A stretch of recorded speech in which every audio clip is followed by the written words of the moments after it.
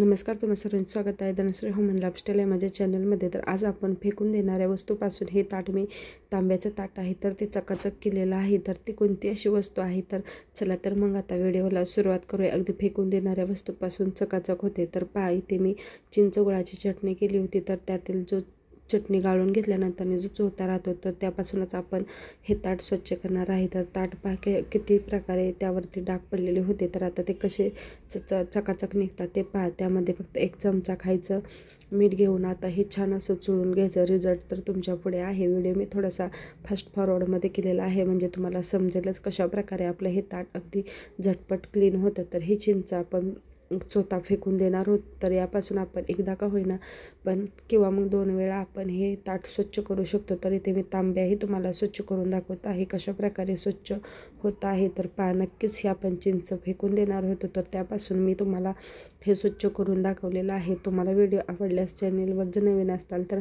नक्कीच चॅनेलला सबस्क्राईब करावा। असेच माझे क्लिनिंगचे व ब्लॉग पाहण्यासाठी नक्की चॅनेलवरती व्हिजिट देऊन नक्की व्हिडिओ पहा। तर पहा कशा प्रकारे स्वच्छ असे चकाचक आपले ताट व तांब्या निघालेला आहे।